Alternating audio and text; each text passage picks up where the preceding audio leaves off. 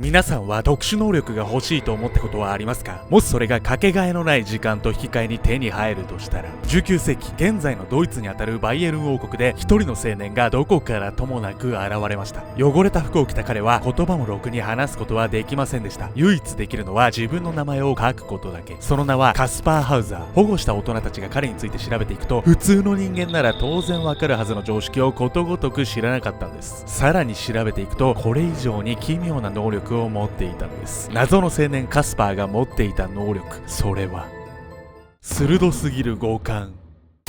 常人とはかけ離れた五感を持つカスパー・ハウザー。彼はなぜそんな能力を得ることになったのか。そこにはあまりにも壮絶な生い立ちがあったんです。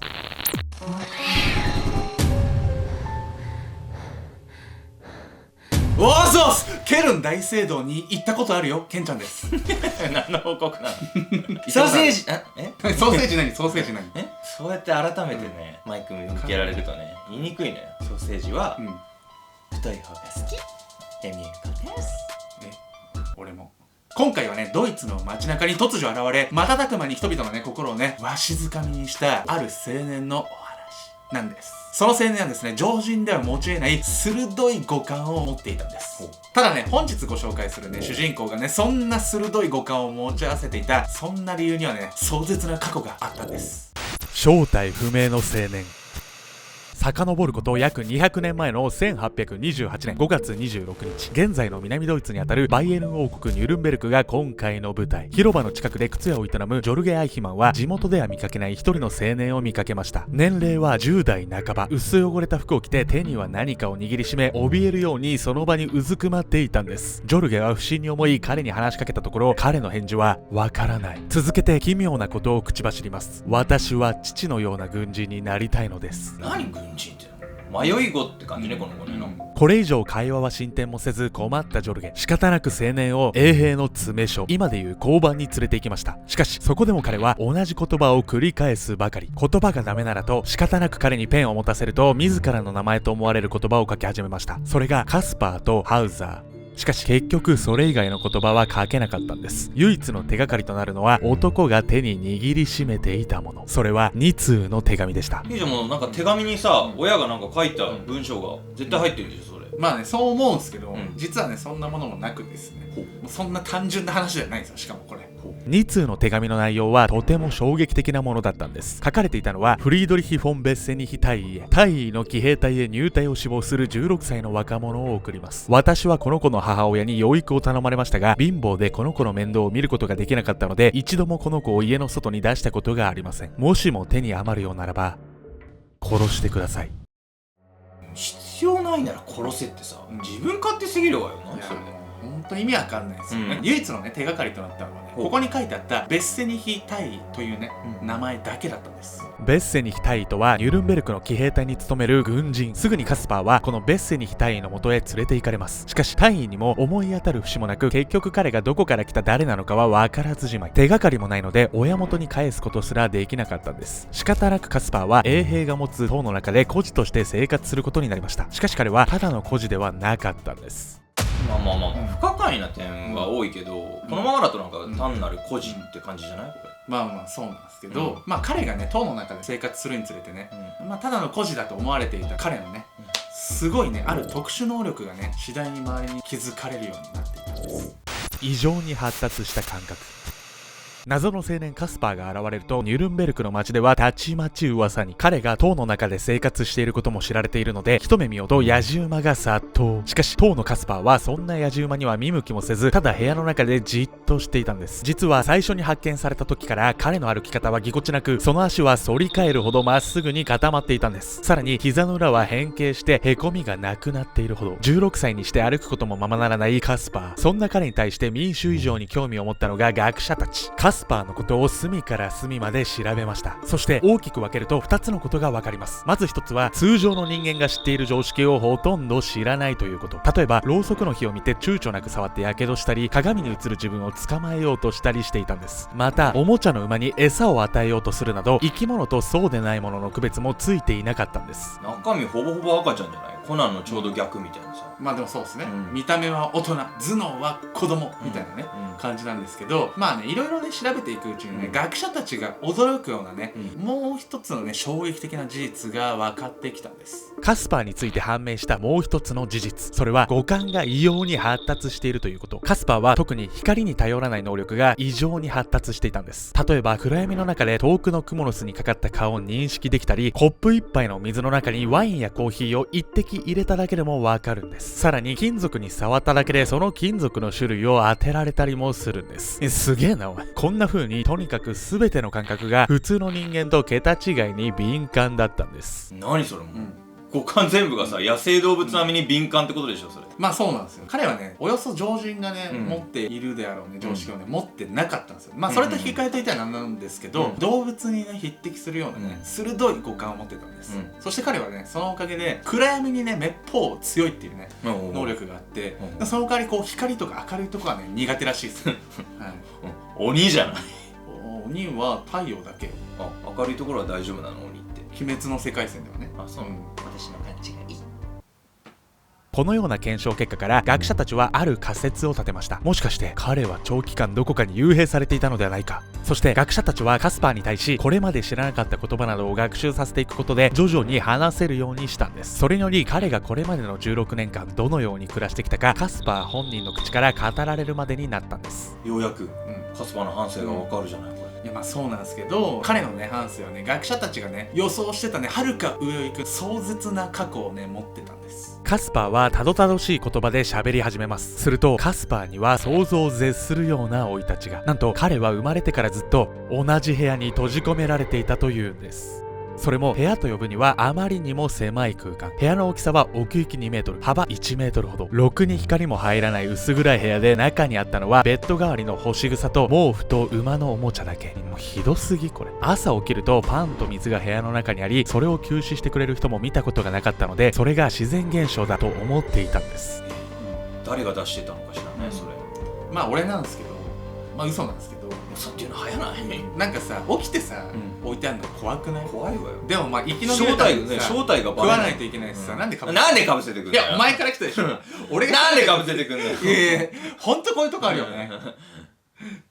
朝出てくる水は時々苦いこともあり、その時は必ず深い眠りに落ちていました。そして目が覚めるとそれまで汚かった部屋が綺麗になっていて、服装や髪型の身なりも整えられていたんです。この水にはね、アヘンが混ぜられてたんじゃないかってね説もあるんですよ。どういう意図なのかしらね。そんな狭い暗闇での生活を続けていたある日、どこからともなく男が現れました。カスパーにとって初めて目にする人間、もはやもう生物を初めて見たって感じですよね。男は部屋の中でカスパーハウザーという文字、わからない、私は父のような軍人になりたいのですという言葉だけを彼に教えたんです。そして初めて外の世界に出されて、気がついたら最初に発見された広場にいたんです。いやー、じゃあ見つかるまで閉じ込められてたってことは、それはもう常識は身につかないわよね。まあでもさ、五感が鋭くなるもんなの？そんな暗闇にずっと閉じ込められて。近年の研究ではですね、カスパーはね、訓練で五感が鋭くなったんじゃなくて、必要に迫られて、つまり閉じ込められた何にもね刺激がない中で、少しでもこう敏感にね刺激を受け取ろうとね、体が環境に適応してたってことなんですよね。だから訓練でこう匂いを嗅ぎ分けてとかじゃなくて、閉じ込められた異質な空間のせいで五感が鋭くなっていたっていうね説がね濃厚なんですよ。2019年東大の研究により、渡り鳥がどのように南北を判断しているかが解明されました。それは時期なんです。渡り鳥は地球の時期を感じ取ることで方角を判断しているんです。そして当時の学者たちの研究により、カスパーも磁石を向けられると何かが体から出入りする感覚があったそうなんです。このことからカスパーは野生の動物と同じような磁力を感じ取る力を持っていたことが分かったんです。もちろん普通の人間には磁力を感じ取ることなどできません。つまりこれはいわゆる第六感に当たるものと考えられるんです。そして保護されてからは徐々に普通の人間のような人生を歩み始めたカスパー。しかしその日々は長くは続かなかったんです。暗闇に10年以上いて目覚める能力いらないわね。まあ、ね、いらないね。普通の生活だよね。何のためなの？カスパーも普通にね生活していくにつれてね、結局普通の人に近づいちゃって、なくなっちゃったの？鋭い五感がねなくなっていくんですよ。でまあそのままね平凡な生活をね続けるかに思われたんですけど、まあアルゴメトに出てくる話、そんな平和な話あんまりないんです。すいません。カスパーね、その平凡な日々がねある奴らによってぶち壊されていくんです。突然の襲撃。カスパーは衛兵の塔にしばらくいたんですが、一時的な処置だったためずっと居続けるわけにもいかなかったんです。最初は学者のボイエルバッハ、その後はダウマー教授が里親となって彼を引き取りました。特にダウマー教授は彼に親身に向き合い、カスパーもこれまでの人生で失っていた時間を取り戻すようにいろんなことを懸命に学んだんです。そんな彼にダウマー教授はあることを提案するんです。それは自叙伝の出版。そしてこの提案通り、彼は覚えたての言葉を使い、自分が生まれてから今日に至るまでのことを書き綴り、一冊の本にしたんです。しかしそれはひっそりと出版されたためベストセラーとはなりませんでした。ですが数年前まではカスパーは言葉も喋れなかったんで、大きな進歩と言えますよね。カスパー頑張ったじゃない、めちゃくちゃ頑張ってんじゃないこの子、よしよししてあげたくなっちゃう。しかしね、このことがね、カスパーのね、後の人生を大きく変えてしまうんです。2人で幸せに暮らしていたカスパーとダウマー教授。しかしそんな日々は長くは続かなかったんです。ある日教授がいつものように家に帰ると、そこには服が破れ頭から血を流しているカスパーの姿が。しかしなんとか一命は取り留めていたんです。カスパー曰く教授が留守の間に黒ずくめの男が現れ、突然ナイフで襲ってきたというんです。もよかったね、カスパー死ななくて。いや、そうなんですよ。もうね、ギリギリで難を逃れたね、カスパーなんですけど、襲撃でね、これね、終わらなかったんです。一命を取り留めた後、警察の24時間の護衛や身元引き取り人の変更などがありながらも平穏な日々を送っていたカスパー。しかし最初の襲撃から3年後、再び彼に魔の手が訪れるんです。1833年12月14日、当時彼の身元引き受け人はダウマー教授からメイヤー博士という別の人物へと変わっていたんです。そして博士の家のリビングルームで衝撃的なものが発見されます。それは大量の血を流し続けるカスパーだったんです。駆けつけた護衛が確認すると、彼は胸に刃物による深い刺し傷を受けており、肺と肝臓を貫くほどの重傷。そして治療も虚しく、カスパーはそのまま帰らぬ人になってしまったんです。発見されてからわずか5年後、21歳での出来事。2度も襲われ帰らぬ人となってしまったカスパー。なぜ彼は殺されなくてはならなかったのか。なんで2回も襲われるわけ、護衛も役立ってないしさ。なんで彼が何回も襲われて殺されてしまったのか。そこにはですね、彼の正体が密接に関わっていたんです。カスパーの正体。メトラのみんなも気になっているであろうカスパーの正体。それは当時彼のことを調べていた学者たちももちろん同じ気持ちだったんです。そして調べていくうちにカスパーの体からあるものが発見されたんです。それは予防接種の跡。同じ時期、街にはある噂が飛び交っていました。有名になり実りを整え始めたカスパーはこんなことを言われていたんです。カスパーの顔は驚くほどバーデン大公の貴族に似ていると。バーデン大公とはカスパーがいるバイエルン王国の隣国にあたるバーデン大公国の王族貴族。いわば国の中で一番偉い存在なんです。いやカスパーが貴族って言いたいんでしょ、16年も暗闇に閉じ込めるそう。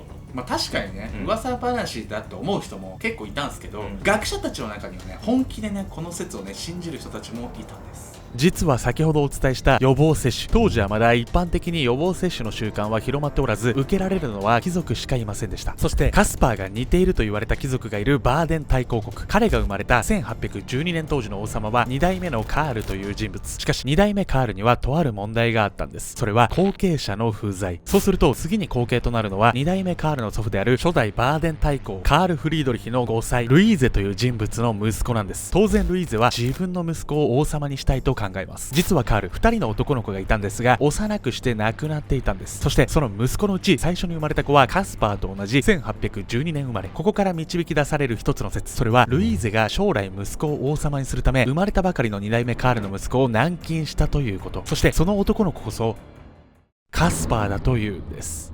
ってことは本当はカスパーが王様候補だったってことこれ。そうなんですね。実際ね、2代目カールがいなくなったのに、2代目カールの叔父を経てね、ルイーゼの息子であるレオポルドが4代目に就任するんです。カスパーが最初に襲われた時は、カスパーが自らの出自についての本を出版した直後、そして2度もカスパーを貴族であると確信していた学者ホイエルバッハが調査をまとめた報告書を出版し、ヨーロッパ中で話題になっていた頃。つまりカスパーの貴族説が広まってほしくない人間による犯行の可能性が高いんです。そして2002年、カスパーの DNA 検定が実施されました。その結果、2代目カールの妻ステファニーの子孫とカスパーは 95% DNA が一致しているということが明らかに。しかし調べられるのはこここまで。バーデン家はまだ実在しているんですが、バーデン一族の記録文書収蔵庫などその頃の出生について調査できる場所はなんと全て立ち入り拒否。結局限りなくグレーではあるものの、真相は200年経っても未だ闇の中なんです。ただね、カスパーは最後にこんな言葉を残しているんです。僕はあの地下牢から出てこなければよかった。あそこにいれば何も感じないでよかった。